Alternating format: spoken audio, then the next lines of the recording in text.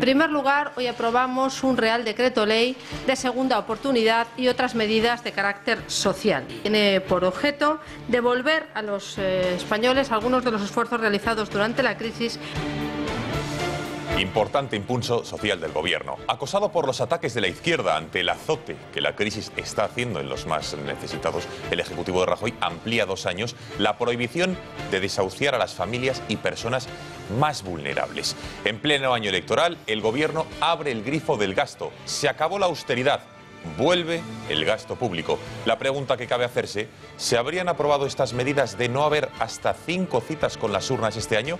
5 veces ya con Beatriz Rojo. Buenas noches. Empezamos por el qué, Beatriz. Muy buenas noches, Gonzalo. No se podrá desahuciar a las familias vulnerables hasta el año 2017. El Gobierno extiende así 2 años el periodo de protección a los colectivos que ganen menos de 22.000 euros anuales y también a las personas de 60 años.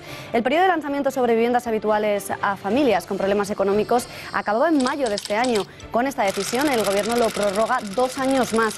Y el dónde es en nuestro país, decisión aprobada hoy por el Consejo de Ministros tras el anuncio de Rajoy el pasado martes, por lo que afecta a todo el territorio nacional. El Gobierno ha anunciado que esta medida y otras que se recogen en el Decreto Ley de Mecanismo de Segunda Oportunidad obedece al intento de normalizar el endeudamiento excesivo de algunas familias. Si bien es cierto que el periodo de suspensión de desahucios acababa en mayo de este año, su prórroga 24 meses más obedece sin duda a un guiño electoral de cara a tantos comicios. Y el objetivo de la medida es evitar que las deudas se conviertan en una losa de por vida para las familias. En un símil podríamos compararlo con un concurso de acreedores que ya existe para empresas, pero esta vez para familias y autónomos. Según el Gobierno, se reconoce por primera vez un sistema para solventar la insolvencia de las personas físicas. Nos falta la última W, son medidas electoralistas. Editorial con Eduardo García Serrano.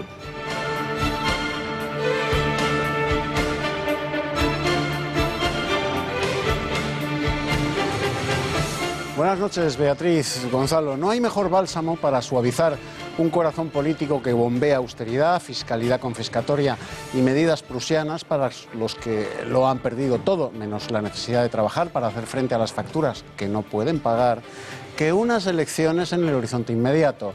Lo que ayer se antojaba imposible, hoy, voilà, es una realidad legislativa, porque no hay peor imagen ni peor propaganda electoral que la de una familia desahuciada abriendo los telediarios. Nunca es tarde para evitar la injusticia social implícita en los desahucios y en los cortes energéticos a las víctimas de la crisis, aunque para algunos estas medidas ya lleguen demasiado tarde. El Estado social y de derecho que consagra la Constitución no debe permitirlo nunca, no solo en campaña electoral.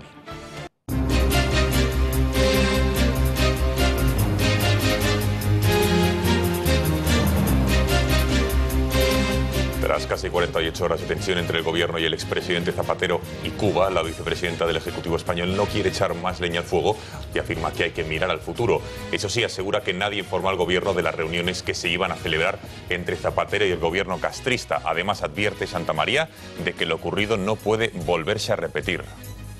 Pero no voy a entrar en ninguna polémica con el señor Margallo, y menos aquí, menos fuera de España. No lo hacía cuando era presidente, imagínense ahora todavía. Siempre trato de sumar en función y en el interés de España. Una plataforma independentista anima a los ciudadanos catalanes a protestar contra las productoras de Hollywood que no doblan las películas al catalán. Ha facilitado los contactos de las majors para que escriban misivas en forma de protesta por el maltrato al catalán. Francisco Rivera se suma a Vox. El torero va a intervenir este fin de semana en el Congreso sobre custodia compartida que esta formación celebra en Sevilla. Según afirma el diestro, tener solo 8 días al mes para ver a su hija es inhumano. En España se rompen anualmente 150.000 parejas que afectan a 215.000 niños. La custodia compartida se otorga tan solo en el 20% de los casos. Es viernes. En nuestra sección Tendencias les vamos a proponer 3 tipos de planes. Para los amantes del arte les descubriremos los secretos más interesantes de Arco. Los que prefieran ir al cine este fin de semana les contaremos los mejores estrenos con una película destacada, Samba.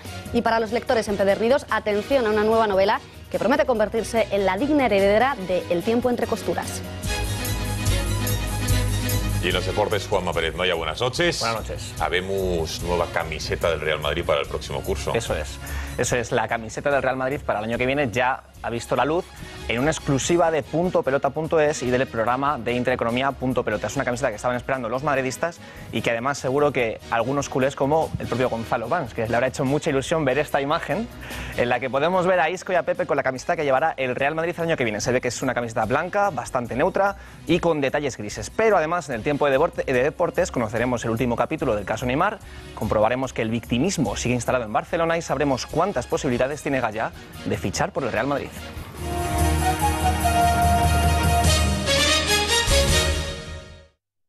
Comenzamos el relato de las noticias de este viernes con un acontecimiento preocupante. El autodenominado Estado Islámico prosigue su expansión. Ha secuestrado a cientos de cristianos sirios de al menos 11 poblaciones diferentes de una provincia en el norte del país. Diversos organismos internacionales no se ponen de acuerdo acerca del número exacto de secuestrados. Las cifras oscilan entre los 220 y los 375 cristianos. La organización Ayuda a la Iglesia Necesitada va más allá y asegura que 15 personas habrían sido ya asesinadas. Información de primera mano que nos acerca a Gaceta.es. Conectamos con su redacción para que Juan Fluger nos dé más detalles. Juan, ¿qué más nos puedes contar sobre esta tragedia que se está viviendo? Buenas noches, Gonzalo. Buenas noches, Beatriz. Pues sí, la actividad de Estado Islámico contra los asirios parece que va a más. Podemos confirmar ya que por encima de 350 son los secuestrados. Muchos de ellos ya han sufrido tortura. Se habla de 15 personas, 15 jóvenes que se habrían enfrentado al secuestro y que habrían sido torturados y asesinados en las primeras horas del secuestro. Por otro lado, ya empiezan a funcionar las asociaciones que pretenden poner en marcha campañas como Salvad Nínive ahora y que además declaran que a su paso por las poblaciones próximas se habrían cometido otros asesinatos que están todavía sin confirmar por fuentes oficiales. Además, en Gaceta.es pues también hemos querido mostrar cómo Estado Islámico se encuentra a escasos 250 kilómetros de Europa, a las puertas prácticamente de Italia, algo que también preocupa. Muchas gracias, Juan. Cualquier noticia de última hora que tengas al respecto, te rogamos que pidas paso y entras para contárnosla. Más asuntos, porque la reunión del expresidente del gobierno, José Luis Rodríguez Zapatero, con el presidente dictador de Cuba, Raúl Castro, sigue dando de qué hablar. Fue un encuentro a espaldas del gobierno español, sin informar al ministro de Asuntos Exteriores, ni siquiera a la embajada española en la isla caribeña. Ante la reacción del Ejecutivo calificando la reunión como una deslealtad, llegando a afirmar que con ese encuentro Zapatero legitima la dictadura de Cuba, el propio expresidente se ha mostrado sorprendido por la polémica que ha causado su cumbre bilateral. Pero no voy a entrar en ninguna polémica con el señor Margallo, y menos aquí, menos fuera de España. No lo hacía cuando era presidente, imagínese ahora todavía. Siempre trato de sumar en función y en el interés de España. Desde el gobierno han querido quitar hierro al asunto, eso sí, advirtiendo que este tipo de actuaciones no se pueden volver a repetir. Soraya Sáenz de Santa María ha confirmado además que el Ejecutivo no fue informado en ningún momento de dicha reunión. Para nosotros ahora lo importante es trabajar para que de cara al futuro pues no vuelvan a darse circunstancias como esta. Yo creo que hay que reforzar esa interlocución. Creo que la prudencia se impone y vamos a mirar al futuro para que circunstancias como esta pues no se reiteren. Zapatero ha hecho lo que tanto criticó a José María Aznar en el año 2010, y eso que el expresidente Aznar no viajó a ningún país dictatorial ni se reunió con ningún gobierno que tuviera relaciones problemáticas con España. Aznar viajó a territorio nacional. Así es, el presidente de honor del Partido Popular se trasladó a Melilla para reunirse con el líder de esa ciudad autónoma, a la sazón, compañero de partido, para tratar diversos temas de la agenda política. Además, Aznar se trasladó a la frontera para analizar los incidentes migratorios que se habían producido ese mismo verano. Ese viaje de Aznar desató la cólera del gobierno socialista. Vean, si no, cómo valoró el Ejecutivo Socialista de Zapatero ese viaje. Esto no lo haría ningún presidente de ningún país democrático. Es una muestra de deslealtad al gobierno de España y es una muestra de deslealtad a España. Blanco llamaba desleal a Zapatero, el PP llama a día de hoy desleal AZP por su reunión con la dictadura castrista. Lo cierto es que cuando el PP está en la oposición siempre clama contra el régimen castrista, contra sus líderes, y hace campaña en favor de los derechos humanos de sus ciudadanos y de los disidentes. Pero cuando gobiernan, las relaciones con los Castro parecen cambiar. Si no, vean a Fraga cuando presidía la Xunta de Galicia. Hay peligro de explosión, ¿verdad? No, eso me preguntaron una vez. Y no pasó nada. Afirman que tiene por objeto espantar a los malos espíritus. Yo creo que los espíritus son todos buenos. Y por algo, cuando hablamos de una meiga, pues es por la expresión que utilizamos para decir que una mujer es muy bella. Decimos que es una mujer meiga. De modo que meiga es bruja. Voy a probar para ver si está caliente o no, nada más. Está caliente, pero no un tropo. Sí, está bien. Esto está bueno para todos.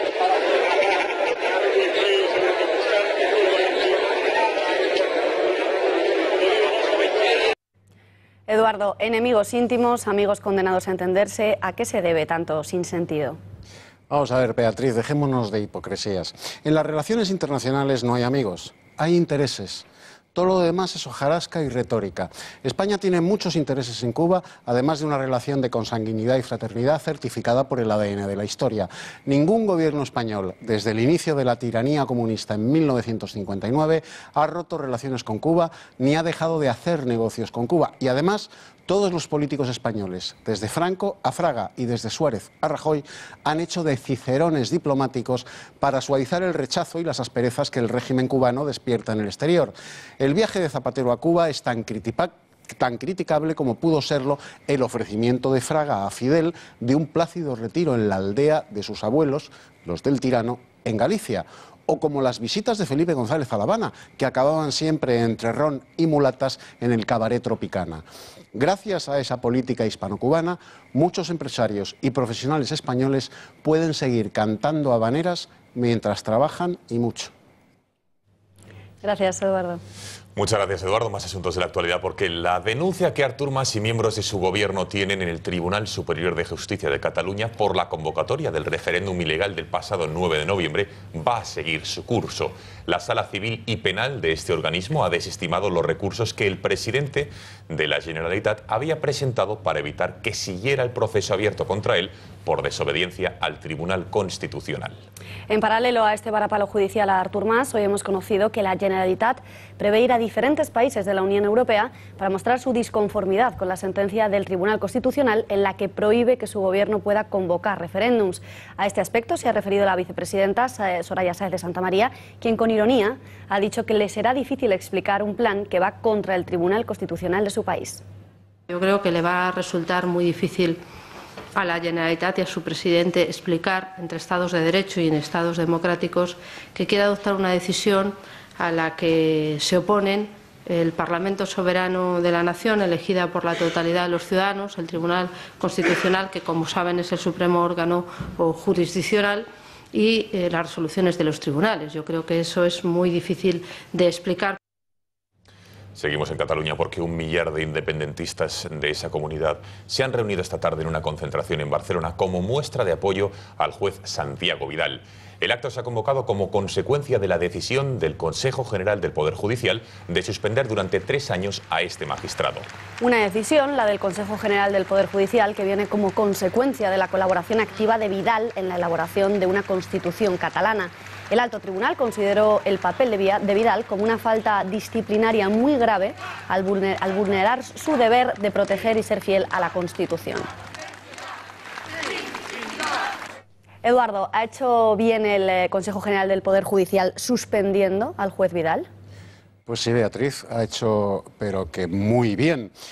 Para los que aún tengan dudas a este respecto sobre la oportunidad de la sanción impuesta al ya ex juez Vidal por la prueba del acierto del Consejo General del Poder Judicial, es el recibimiento que la grey separatista le ha dispensado, lo acabamos de ver, acogiéndolo como a un mártir de la causa independentista víctima de los inquisidores de la opresora España. 3 años de suspensión no parecen muchos en función del delito perpetrado por el juez Vidal. La elaboración, por encargo, de una Constitución que suspendía a perpetuidad la soberanía y la existencia misma de la nación española, que él, por condición y juramento profesional, está obligado a respetar y a hacer respetar. La toga del juez Vidal era la crisálida de un separatista que desatendió el imperativo legal de hacer respetar la Constitución que consagra la unidad de la nación española para elaborar una Constitución para una Cataluña independiente. En algunos países, Francia, sin ir más lejos, a eso se le llama traición. Y cuando un juez traiciona las leyes, al Estado y a la nación a la que se debe, no debe volver a ponerse la toga. Al exjuez Vidal le queda mejor la estelada que la toga del Poder Judicial español.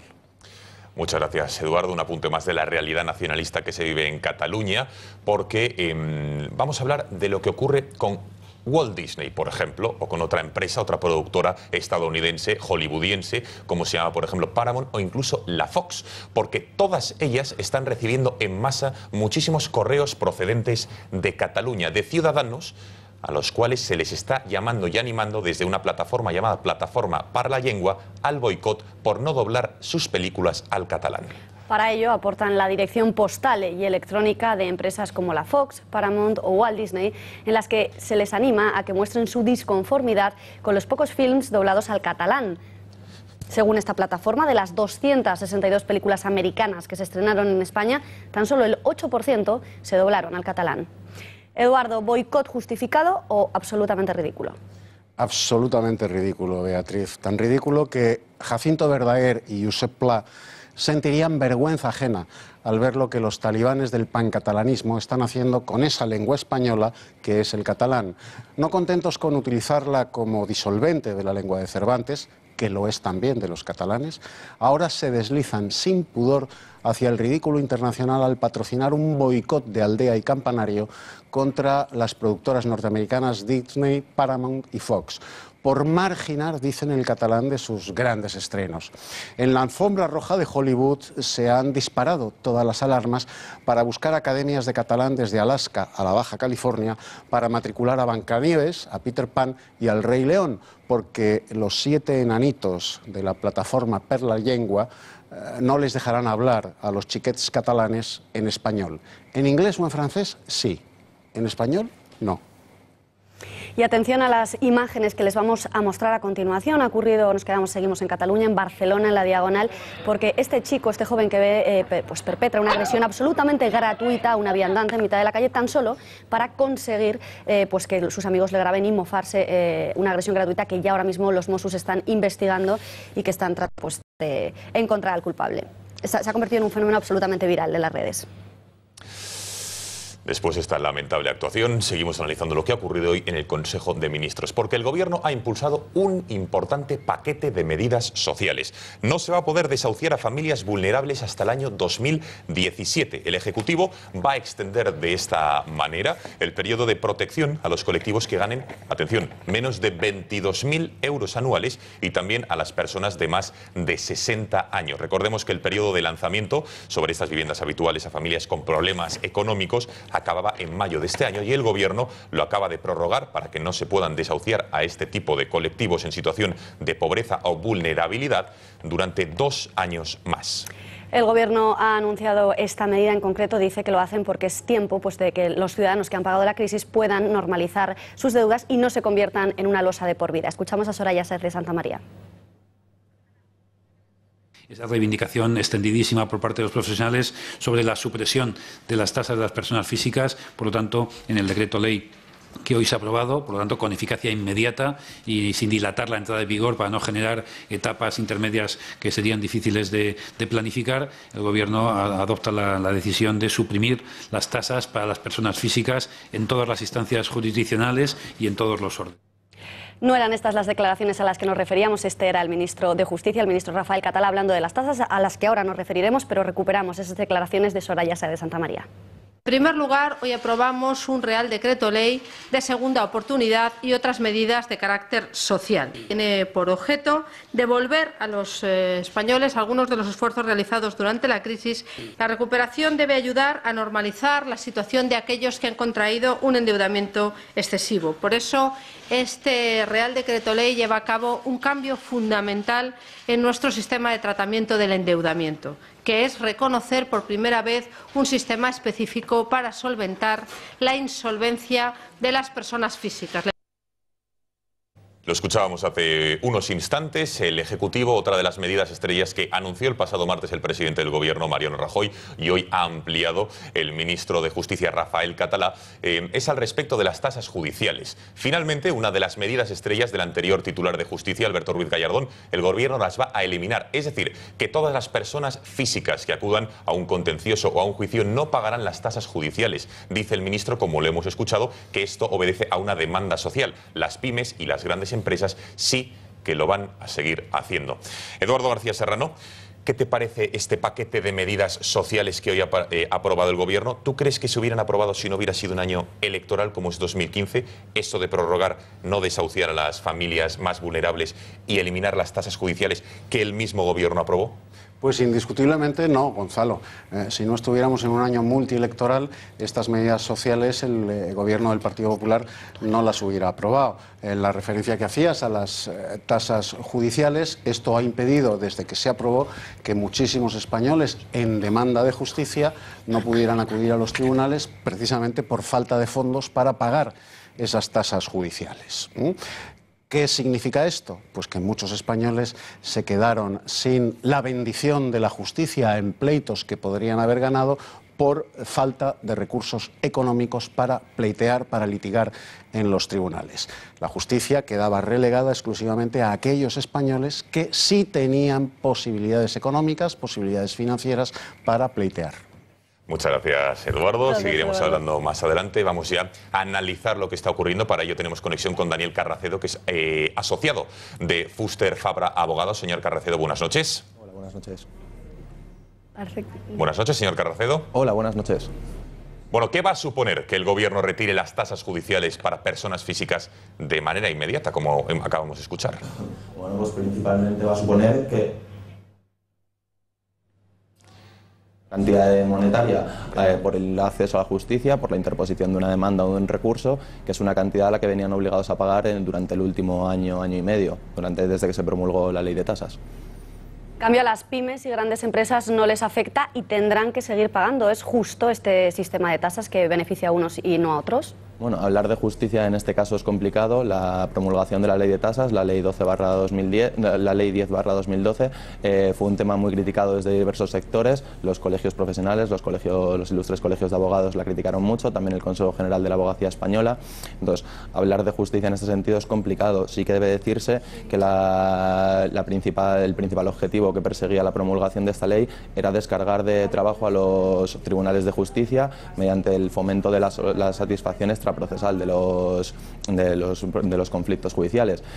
Sin embargo, bajo mi humilde opinión, lo más correcto para descargar de trabajo a los tribunales de justicia sería invertir en mejorar los tribunales de justicia y en mejorar el funcionariado que tienen, etcétera. No imponer el pago de una cuantía ni tanto a los ciudadanos ni tanto a las empresas grandes o pymes.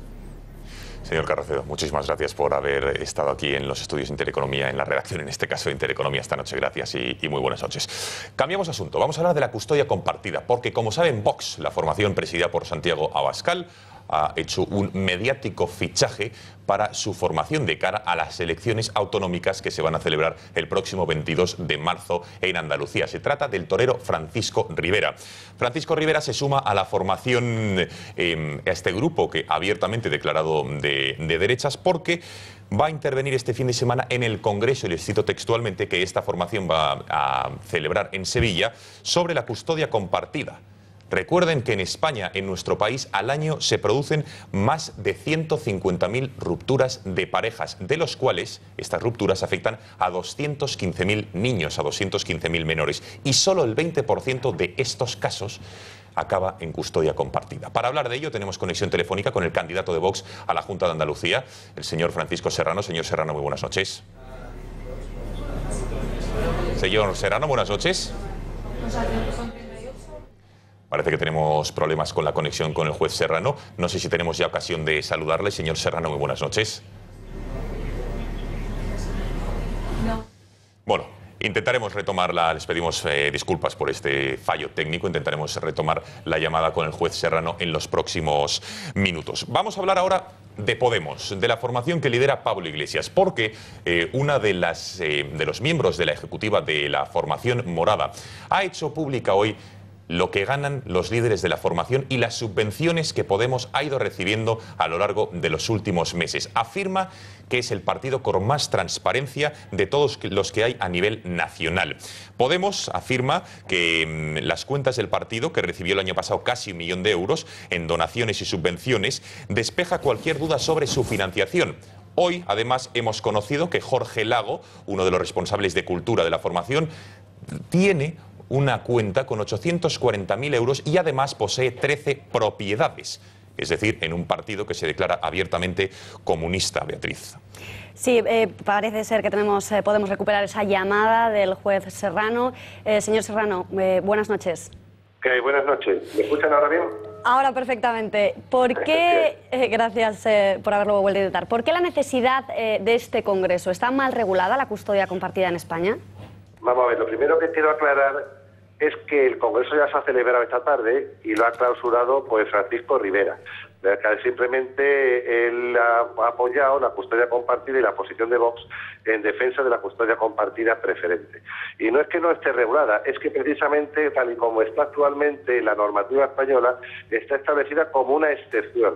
Y lo que se mantiene desde una posición de progreso es que la custodia compartida sea el modelo de corresponsabilidad preferente en beneficio de los niños que no se divorcian de su padre y de su madre, en beneficio de los padres que hoy en día tienen capacidad, disposición y predisposición para hacerse cargo corresponsablemente de sus hijos, y de las propias madres que de esta forma así pueden superar el techo de cristal de la maternidad.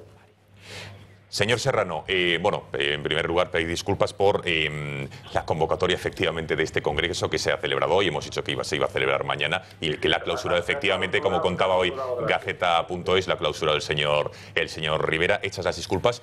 En base a la estabilidad del menor, ¿qué es mejor? ¿Vivir a caballo entre dos casas, entre dos domicilios o fijo en una? Porque los colectivos feministas, como usted bien conoce, que los ha sufrido, dicen que es mejor tener una cierta estabilidad.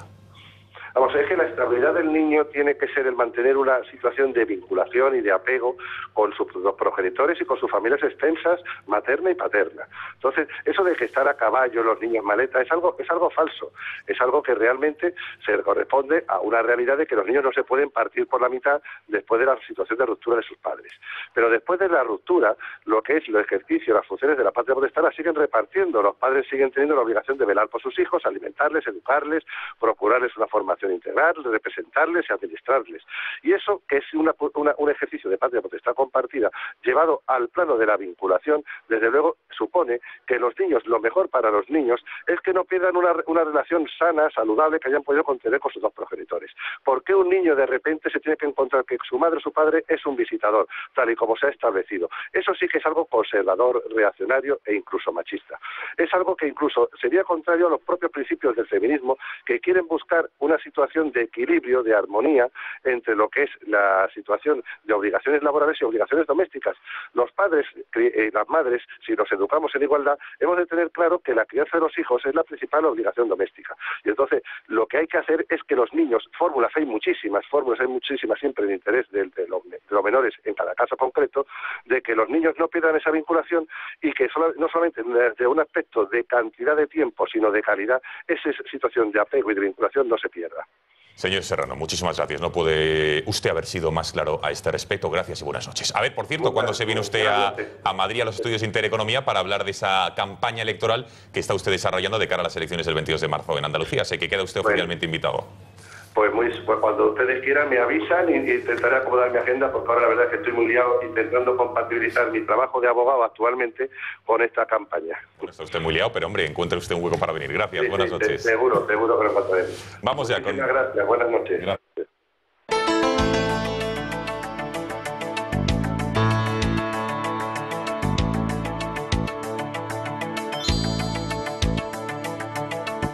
Viernes, tiempo ya de nuestra sección Un paseo por la izquierda. Eduardo, hoy Solo 2 noticias, pero muy jugosas ambas para analizar, ¿no? Muy sustanciosas, efectivamente. Vamos a verlas en pantalla. Vamos a verlas en pantalla, efectivamente, porque no tienen desperdicio.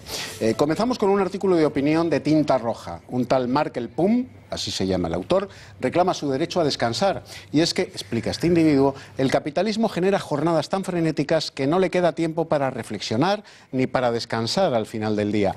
Se queja porque entra a trabajar a las 9, tiene 2 horas para comer, sale a las 7 y luego tiene cursos de inglés. Para colmo, los fines de semana tiene que limpiar y hacer la comida. Pobrecito, nos apiadamos de su triste vida echada a perder por el yugo capitalista. Seguimos con panfletos izquierdistas. Elplural.com asegura en una noticia que comparan a Rajoy con Belén Esteban por sus formas en el Congreso. ¿Comparan? ¿Quiénes? Supongo que será una multitud, dado que ocupa una noticia en un medio de comunicación. Pues no. Tan solo un tuitero ha hecho esta comparación. ¿Un tuitero muy conocido? Tampoco. Un tal Diego Cruz, que no sabemos quién es. Eduardo, muchas gracias y hasta la semana que viene con esta sección. Gracias. Gracias.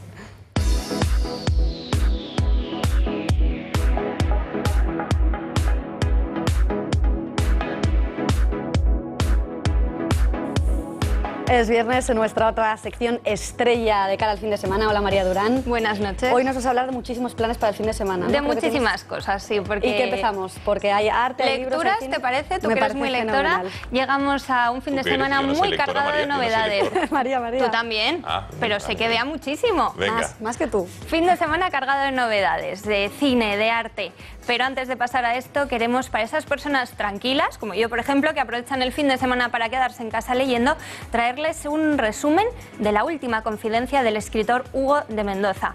Una novela que mezcla amor, humor, intriga, investigación y que promete convertirse en el próximo fenómeno literario a nivel internacional al estilo del tiempo entre costuras. Esta semana tuvimos el placer de entrevistar a Joaquín Camps, su autor, y esto es lo que nos adelantó.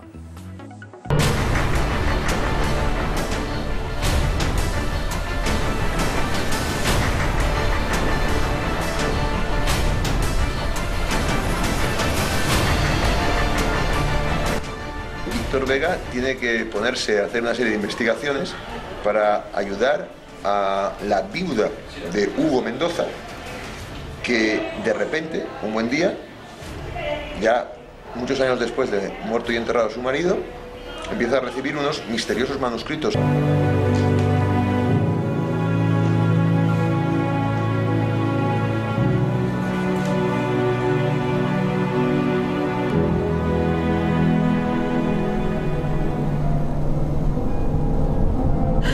Hay quien dice, o me pregunta, ¿es novela negra? Y digo, no, no es novela negra aunque tenga misterio y crimen, porque también tiene, junto con el componente de misterio y crimen, una trama de amor y desamor muy intensa. Y yo en el libro,